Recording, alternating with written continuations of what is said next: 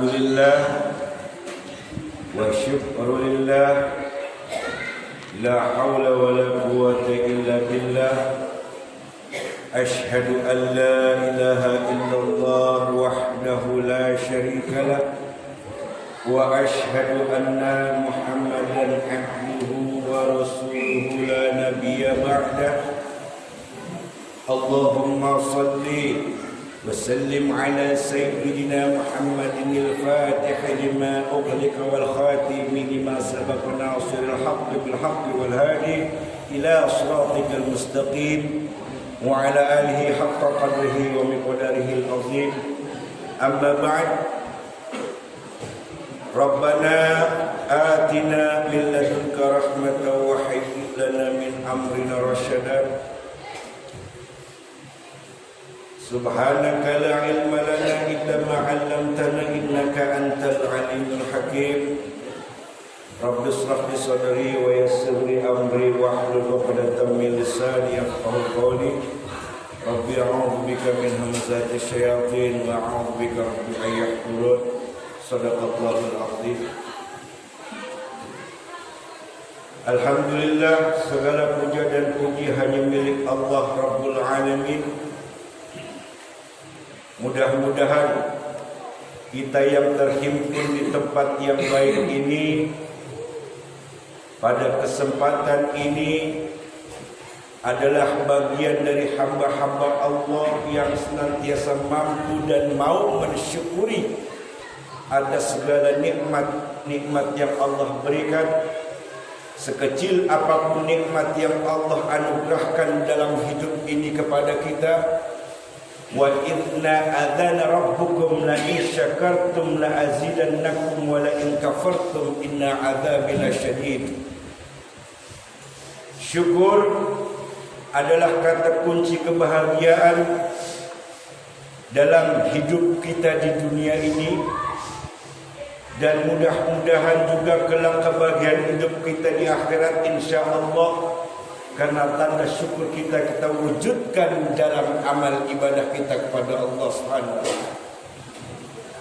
Salawat beserta salam semoga senantiasa tetap tercurahkan kepada panutan kita, qudwah uswah suri tauladan kita, Nabi besar Muhammad Rasulullah sallallahu alaihi wasallam beserta para keluarganya, para sahabat-sahabatnya, dan juga kita yang insya-Allah selaku umatnya yang kelak diakui dan terakui oleh Allah dan Rasulnya menjadi hamba dan umat Nabi Muhammad yang kelak mendapatkan syafaatul ujma di yaumil qiyamah. Amin ya rabbal alamin. Ikhwatal iman rahimani wa rahimakumullah jami'an. Masih tetap dalam kajian Al-Kabair tentang dosa-dosa besar. Pada kesempatan ini Al-Fakir akan menyampaikan tentang dosa besar, melakukan kesesatan dan mengajak kepada kesesatan. Siapapun yang merasa dan mengaku beriman kepada Allah dan Rasul-Nya, maka wajib hukumnya untuk mencintai Allah dan Rasul-Nya. Itu esensi dalam hidup kita selaku hamba. Siapapun dia yang mengaku beriman kepada Allah dan Rasul-Nya, maka wajib hukumnya untuk mencintai Allah dan Rasul-Nya. Cinta kepada Nabi Muhammad adalah hukum yang wajib. Bagi yang tidak cinta kepada Nabi Muhammad, itu bisa membatalkan diri orang itu dalam keislamannya, dalam tauhidnya, dan dalam akidahnya. Karena dalam Al-Quran Allah selalu sandingkan ati Allah wa ati'ur Rasul. Kalau cuma taat kepada Allah, tidak taat kepada Rasul, maka ketaatannya ditolak oleh Allah Subhanahu wa taala. Taati cuma nama Allah, sama Rasul taat, ditolak sama Allah ketaatan. Setiap kata-kata di Al-Quran yang bersandingan ati'ullah, ati'ur Rasul, maka kedua-duanya harus ditaati.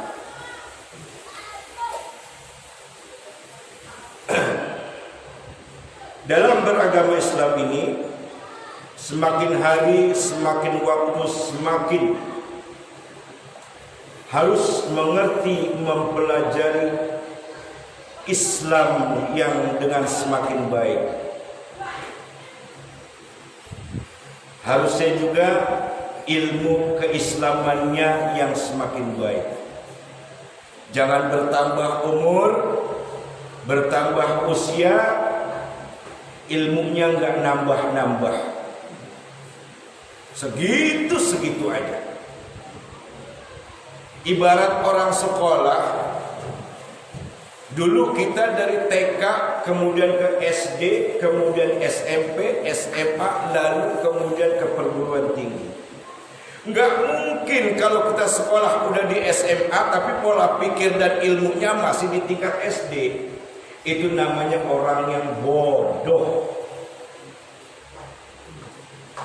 Nggak mau menjalankan esensi kehidupannya dengan baik. Kalau Islamnya tidak akan berubah, tapi cara kita beragamanya yang harus mengalami perbaikan. Islamnya nggak berubah, tapi cara beragama kita selaku seorang hamba yang semakin hari semakin bertambah usia kita, pola pikir kita, pendidikan kita, ini harus berubah dalam tatanan ilmu keagamaan kita. Jangan mentok di SD terus.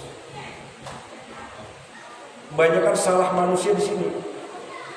Umur udah tua, tapi pola pikirnya anak TK. Maaf kalau saya sampai bilang seperti itu. Umur doang tua. Ditanya tentang sholat nggak ngerti. Disuruh baca Quran nggak bisa. Padahal umur udah tua. Itu kan namanya tidak memperbaharui kehidupan dalam mempelajari agama Islam. Padahal Islam.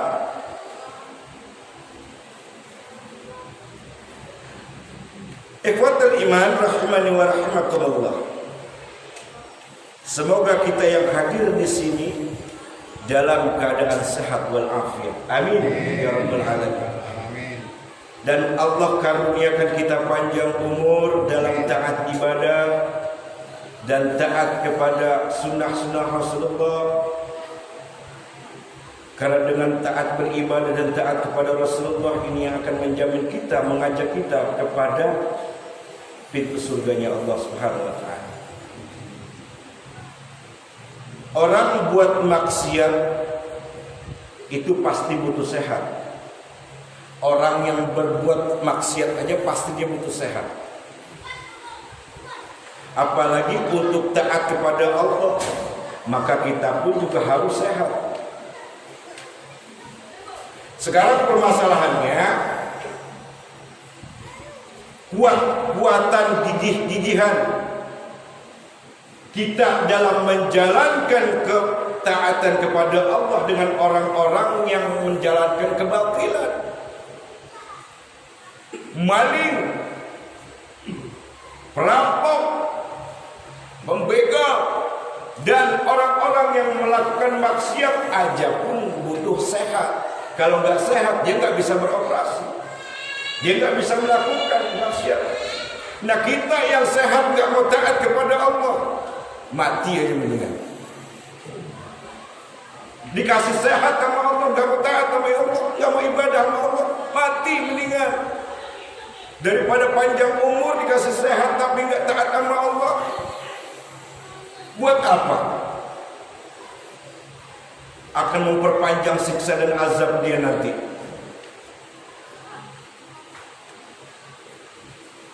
Kata Nabi sallallahu alaihi wasallam, orang yang paling bahagia di antara umat beliau adalah orang yang kelak sudah berhenti nafasnya, tapi pahalanya nggak pernah berhenti mengalir. Orang yang berbahagia, orang yang beruntung kata Nabi di antara umatnya adalah ketika orang itu yang sudah meninggal dunia tapi pahalanya terus mengalir. Ini orang yang paling bahagia. Orangnya udah nggak ada, tapi berkah umurnya, berkah namanya, berkah amal solehnya. Ini yang beruntung dan berbahagia kata Nabi dari bagian umatnya. Sebaliknya orang di antara umat Nabi Muhammad yang paling sengsara adalah sudah napasnya berhenti alias mati, tetapi dosanya nggak pernah berhenti mengalir. Ini yang paling sengsara kata Nabi sallallahu alaihi wasallam, yang dinamakan jari'atus su. Jari'atus su, mengalirnya keburukan-keburukan untuk diri dia sampai liang lahat. Dosa-dosa dari atas perbuatan itu terus mengalir untuk dirinya. Apalagi semasa hidupnya dia selalu mengajak kesesatan, mengajak kemaksiatan. Ketika dia mati, masuk liang lahat, orang-orang yang melanjutkan kemaksiatan yang pernah diajarkan oleh dia, maka mengalir itu dosa-dosanya pada diri. Sampai liang lahat dia akan merasakan azab yang begitu pedih di alam kuburnya. Lalu kemudian ketika nanti dibangkitkan di yaumil kiamah, dia akan merasakan azab yang sangat luar biasa, amat teramat pedihnya lagi. Na'udzubillah, tsumma na'udzubillah min zalik.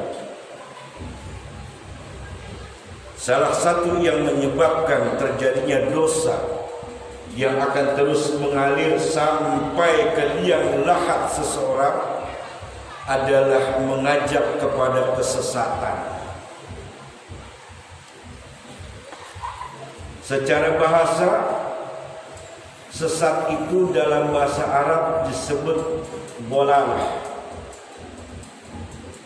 Dalam ilmu tafsir, kenapa Allah memanjangkan kalimat walau dhalin?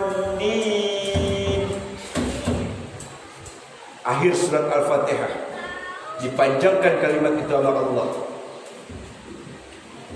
Menurut ulama tafsir, makna kalimat itu bukan hanya sesat, akan tetapi sesat dan menyesatkan. Sesat dan menyesatkan. Sesat orang yang melakukan, kemudian dia mengajak kepada orang lain untuk mengajak kesesatan. Makanya kalimat itu diperpanjang. Ama Allah walau dhalin. Sesat dalam bahasa Arab dolalah. Makanya kata Nabi, ad-dhalalatu finnar. Orang yang sesat tempatnya neraka. Kata Nabi dalam hadisnya, ad-dhalalatu finnar.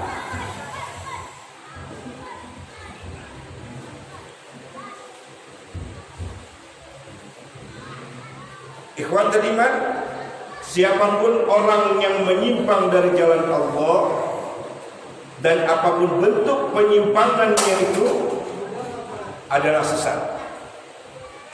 Siapapun orangnya yang menyimpang dari aturan Allah, rambu-rambu Allah, bentuk apapun penyimpangan itu, maka dia tergolong manusia yang sesat. Penyimpangan dari syariat Allah adalah kesesatan. Karena arti dari syariat adalah jalan hidup. Syariat artinya jalan hidup. Adapun syariat Islam adalah jalan hidup bagi umat Islam. Ini artinya. Makanya sering kita mengatakan syariat Islam. syariat Allah. Arti syariat itu jalan hidup artinya. Nah, di mana syariat itu bukan hanya berisi ibadah formalitas belaka saja, tetapi juga berisi tentang rambu-rambu kehidupan. Ini dari makna syariat Islam.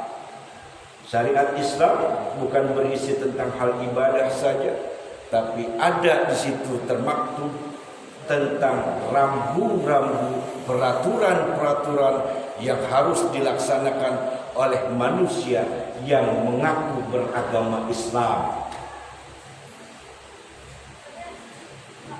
Jadi syariat itu bukan sebatas formalitas, apalagi sebatas identitas, tetapi dia juga harus menjadi rambu-rambu dalam tatanan kehidupan seorang manusia menjalankan kehidupan di atas muka bumi.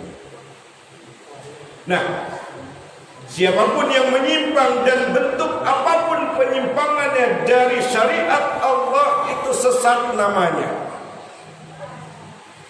Iyattabi'una illa dhann. Yang mereka ikuti hanya persangkaan belaka, wa inhum illa yakhrusun, dan mereka hanyalah membuat kebohongan. Inna rabbaka huwa a'lamu may yudillu an sabilihi. Sesungguhnya Tuhanmu dialah yang maha tahu siapa yang tersesat dari jalannya. Di dalam Al-Quran, dhalalah memiliki 9 kata makna. Dhalalah artinya sesat, dan dhalalah ini punya 9 nama lain. Sesat ini punya nama lain maknanya. Allah suka menyebutkan di dalam Al-Quran dengan kata-kata tergelincir. Ini termasuk orang yang sesat kalau sudah tergelincir. Lalu Allah suka mengatakan kerugian, kesengsaraan, kerusakan, kesalahan, celaka, lupa, kebodohan dan kesesatan, zalim wal muslim, zalim dan menzalimi, rusak dan merusak, sesat dan menyesatkan. Ini dhalalah. Makna dari dhalalah. Sama halnya dengan orang bodoh. Tadi di awal sudah dikatakan, jangan kita umur udah tua tapi ilmunya masih tingkat SD. Itu namanya orang bodoh. Orang bodoh itu ada 2, ya. Orang bodoh yang menyadari kalau dia bodoh namanya jahilun basit. Orang bodoh dia mengakui kebodohannya, namanya jahilun basit. Tapi ada yang amat celaka, yang amat berbahaya adalah orang bodoh yang nggak tahu, tapi dia nggak sadar kalau dirinya bodoh. Namanya jahilun murakkab. Ini yang bahaya. Udah nggak tahu, sok tahu, tapi dia nggak menyadari kalau dirinya itu bodoh. Ini yang bahaya. Lalu ada berapa jenis kesesatan itu? Yang pertama, dhalalah i'tiqadiyah. Dhalalah i'tiqadiyah adalah kesesatan dalam masalah akidah atau keyakinan. Yang dimaksud sesat dalam akidah asyirku billah, mensekutukan Allah. Ini termasuk kesesatan dalam keyakinan. Ad-dhalalah i'tiqadiyah. Orang yang masih terkontaminasi dengan syirik itu sesat. Apa maksud dari terkontaminasi dengan syirik itu? Artinya dia masih percaya sama ramalan. Dia masih percaya dengan yang namanya tahayul.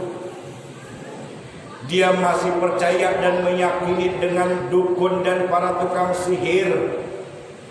Dia masih percaya kalau tangannya suka dilihat-lihat sama paranormal. Ada tuh di kota tua tuh yang nongkrong paranormal. Itu kalau ada masih percaya seperti itu, maka dia termasuk dhalalah i'tiqadiyah, sesat dalam keyakinan. Kalau kita ke kota tua ada tuh, ya, mengundi nasib lewat garis-garis tangan.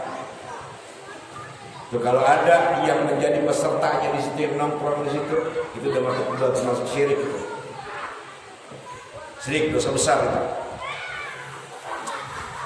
Kemudian tidak mengaplikasikan tauhidnya dalam kehidupan. Hal itu termasuk dengan ad-dhalalah fil i'tiqadiyah. Tidak mengaplikasikan tauhidnya. Ikhwatul iman, beriman kepada Allah, beriman kepada Rasul, itu wajib hukumnya bagi seorang hamba yang harus diwujudkan dalam kehidupannya dan harus dibuktikan dari setiap amal ketaatannya. Jadi jangan cuma sebatas formalitas dan identitas, apalagi ditulis sebagai status Islam. Makanya kalau di sensus dalam kependudukan katanya kan Indonesia itu mayoritas Islam. Tapi sebetulnya kalau di sensus secara agama minoritas Islamnya yang beriman di Indonesia. Sebetulnya minoritas. Karena dari pemerintah hanya melihat status di KTP-nya aja Islam. Yang beriman minoritas di Indonesia. Nah, yang kedua, dhalalah thariqiyah. Dhalalah thariqiyah, kesesatan dalam hidup, dalam jalan hidupnya. Mereka yang durhaka kepada Allah dan Rasulnya, siapapun orang yang durhaka kepada Allah dan Rasulnya dan apapun bentuk kedurhakaannya itu, berarti dia tersesat pada jalan hidupnya. Gak taat kepada Allah, gak patuh kepada Allah, gak taat kepada Rasul, gak patuh kepada Rasul, adalah definisi yang paling sederhana dalam kedurhakaannya seorang hamba manusia. Adapun definisi dalam Islam disebut al-khulu wal inqiyad, taat dan patuh. Karena ini esensi beragama, taat dan patuh. Beragama itu bukan masalah suka atau tidak suka, ya.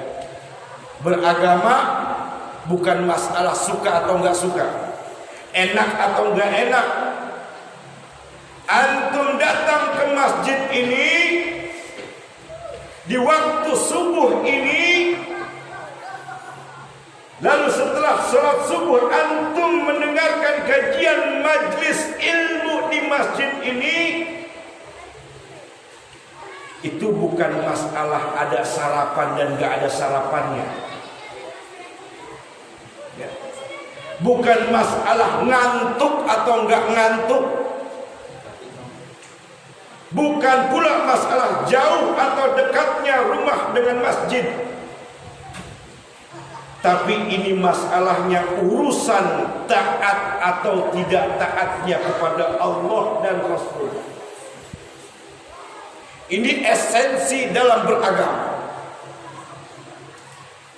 Sekali lagi saya katakan, antum datang ke masjid ini, sholat subuh berjamaah, lalu nggak buru-buru pulang setelah sholat subuh, duduk bersimpuh mendengarkan majelis ilmu di sini, bukan karena ada sarapan atau tidak ada sarapan, tapi esensinya adalah ketaatan kepada Allah dan Rasulnya, bukan yang lain.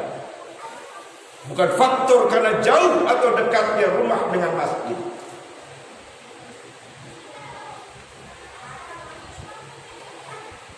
Yang memberikan perintah beribadah kepada kita Allah. Yang menyiapkan balasan bagi setiap ketaatan seorang hamba kepada Allah adalah Allah. Yang menyiapkan pahalanya, yang menyiapkan fasilitas untuk beribadah kita kepada Allah adalah Allah. Tapi kenapa masih aja ada manusia yang enggak mau taat kepada Allah? Padahal udah dikasih fasilitas sama Allah, dikasih udara yang segar, gratis. Coba kalau antum sakit kurang oksigen, antum ke rumah sakit, berapa harga satu tabung oksigen yang harus dibayar? Tapi ini Allah kasih gratis fasilitas udara, oksigen yang menyegarkan. Allah kasih gratis pula kehidupan yang bisa dinikmati oleh kita. Ini fasilitas yang diberikan oleh Allah. Tapi kenapa banyak manusia yang gak mau taat kepada Allah? Itu namanya kesesatan dalam jalan hidupnya.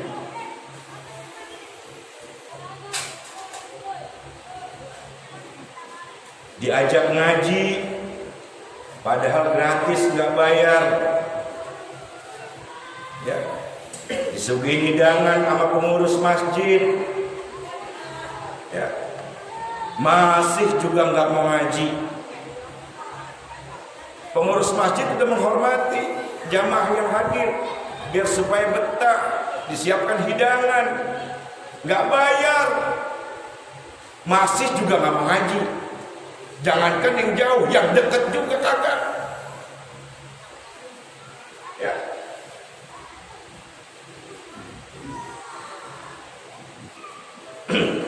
Makanya nanti di akhirat, kalau ada yang coba-coba protes sama Allah, jawaban Allah cuma satu, kata. Kalau nanti di akhirat ada yang coba-coba protes sama Allah, dijawab cuma satu sama Allah. Alam ya'tikum binadhir, kata Allah. Bukankah sudah diperingatkan dulu ketika kamu di dunia? Bukankah sudah datang peringatan itu, kata Allah? Aku kasih kamu fasilitas yang kamu tidak harus bayar dengan uang, tapi kamu nggak mau taat, kata Allah. Mau protes apa lagi, kata Allah? Saya nggak sempet, ya Allah, nggak sempet saya ngaji karena sibuk ngurusin bisnis, sibuk ngurusin kerjaan, sibuk ngurusin proyek, sibuk ngurusin keluarga. Hei, kata Allah, tahukah kamu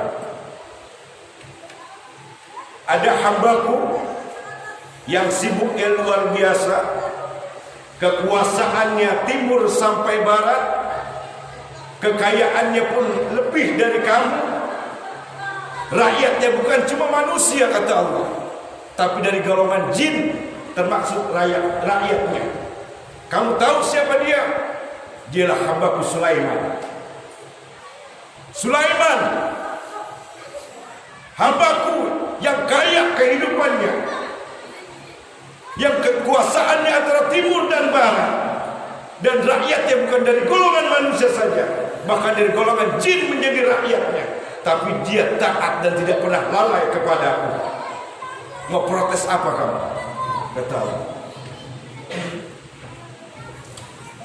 Jangan lagi ada yang beralasan, ya Allah, saya nggak sempet ngaji setiap Sabtu subuh, setiap sehari Minggu pagi, setiap kajian-kajian di hari-hari yang lain di masjid itu, saya nggak sempet, ya Allah.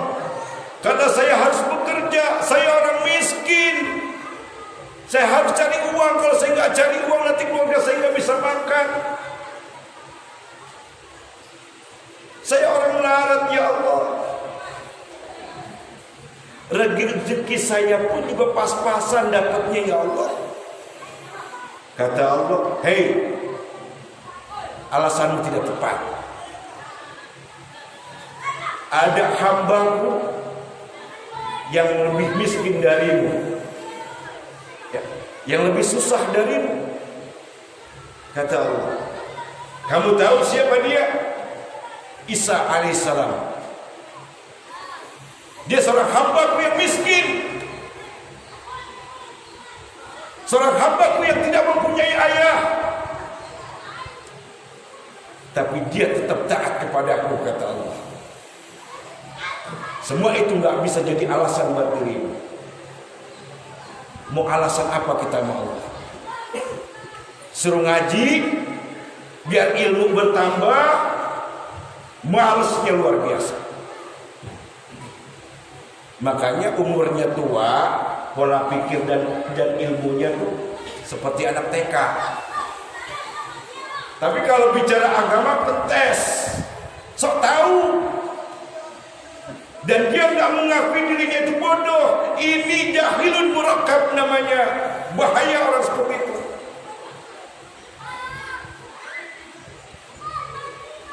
Siapapun yang lalai dan gak taat kepadaku, kata Allah dan Rasulnya, maka dia termasuk manusia yang durhaka. Dan itu adalah bentuk kesesatan dalam hidupnya. Allah Subhanahu wa taala dengan tegas mengatakan, "Wa ma kana lil mu'minin wa la mu'minatin idza qadallahu wa rasuluhu amran an yakuna lahumul khairatu min amrihim." Dan tidaklah pantas bagi laki-laki mukmin dan perempuan yang mukmin apabila Allah dan Rasulnya sudah menetapkan suatu ketetapan, ada di antara mereka memiliki pilihan yang lain beralasan dengan berbagai macam tujuan alasan-alasan mereka. Wa may ya'sillaha wa rasuluhu faqad dhalla dhalalan mubina. Dan barang siapa mendurhakai Allah dan Rasulnya, maka sungguh dia telah tersesat dengan kesesatan yang nyata. Tegas Allah katakan ini. Diperintah oleh Allah untuk beribadah, alasan banyak. Diperintah oleh Allah dan Rasulnya untuk mencari ilmu, alasan ada aja. Maka termasuk dia orang yang sesat, kata Allah. Al-Ahzab ayat 36. Kemudian dhalalah amaliyah, kesesatan dalam aktivitas kehidupan, sesat dalam beramal, amilatun nasibah, perbuatan-perbuatan amal-amal yang dianggap baik padahal hakikatnya tidaklah baik. Dalam surat Al-Kahfi ayat 103 dan 104 dengan tegas Allah katakan, "Qul hal nunabbi'ukum bil akhsarina a'mala." Wahai Muhammad, maukah kami kabarkan tentang orang-orang yang paling merugi dalam perbuatannya di dalam kehidupannya itu? Alladzina yuhsinuna sun'ah, yaitu mereka yang menganggap telah berbuat baik padahal itu tidak baik, kata Allah. Mereka anggap itu baik, tapi menurut Allah enggak baik. Dia udah bangga itu. Sesat dalam masalah amal, al-dhalalah al-amaliyah. Perlu jamaah ketahui bahwa setan itu bukanlah makhluk. Setan bukanlah makhluk, tapi dia sifat, ya. Setan itu bukan makhluk tapi sifat. Maka kalau ada misalkan seorang bapak atau seorang kakek bilang, anaknya atau cucunya bilang, Pak, nanti ada sholat subuh kita jalan-jalannya ke taman itu tuh, ke taman apa? Yang di Bintaro itu namanya. Saya lupa. Kita jalan-jalan ke situ, Pak, enak tempatnya. Oh iya. Ya nak, ya. Karena dia sayang sama anaknya, dia bilang, iya nak. Habis sholat subuh dia buru-buru pulang, nganterin, nemenin anaknya. Nah, padahal di masjid itu habis sholat subuh ada majelis ilmu. Dia lebih cinta sama anaknya. Berarti anaknya apa? Setan. Kalau anaknya setan, bapaknya apa? Bapaknya setan. Dia tahu padahal di habis sholat subuh itu ada majelis ilmu. Tapi karena dia cinta kepada anaknya, bukan lebih cinta kepada Allah, dia ikutin anaknya. Padahal anaknya salah. Itu setan, sifat setan, mengajak kepada keburukan. Contoh, mengajak kepada keburukan. Yang keempat, dolalah ilhamiyah, kesesatan dalam ilham, yaitu memperturutkan hawa nafsunya. Quran surat Asy-Syams ayat 8, fa'alhamaha fujuraha wa taqwaha. Dia mengilhamkan kepadanya jalan kejahatan dalam ketakwaannya. Kalau sesat di dalam amaliyah mengikuti langkah setan, kalau ilhamiyah kesesatan karena memperturutkan hawa nafsu, sifatnya dorongan internal dalam dirinya tanpa ada pengaruh dari orang lain. Ya, nggak ada pengaruh dari orang lain. Di masjid ini ada majelis ilmu, tapi dia nggak mau hadir, nggak ada suruhan dari orang, udah jangan hadir, jangan, cuma kemauan sendiri, dia nggak mau hadirnya, itu males namanya. Kalau orang malas, itu berarti mengikuti hawa nafsunya dan disebut oleh Allah sesat. Orang yang malas duduk hadir di majelis ilmu, maka itu termasuk kesesatan dalam ilhamiyah, mengikuti hawa nafsunya.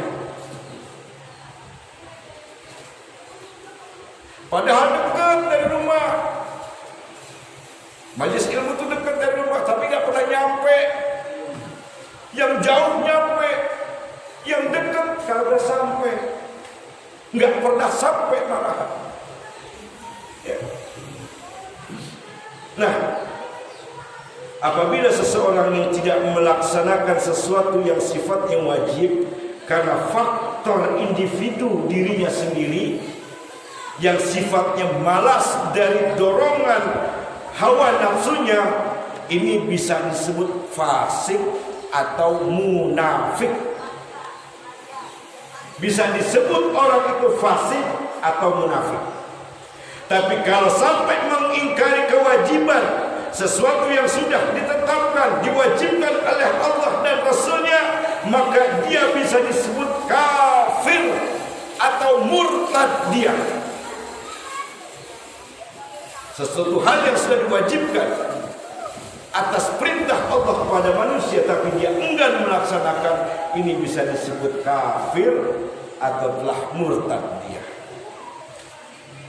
Ya, ikhwatul iman, kalau dosa karena kesalahan, kelalaian, kealfaan, karena dorongan hawa nafsu, ini masih bisa diampuni oleh Allah. Contohnya Nabi Adam. Ya. Itu kan mengikuti langkah setan itu karena nafsu, tapi masih bisa diampuni nama Allah karena bertobat dia kepada Allah. Ya. Tapi ada dosa yang gak akan Allah ampuni sampai hari kiamat, sampai yaumil akhir. Allah gak mau ampunin dia. Siapa dia? Iblis. Karena kesombongannya, karena sifat belagunya, sifat angkuhnya, nggak mau sujud sama Nabi Adam, padahal itu perintah dari Allah.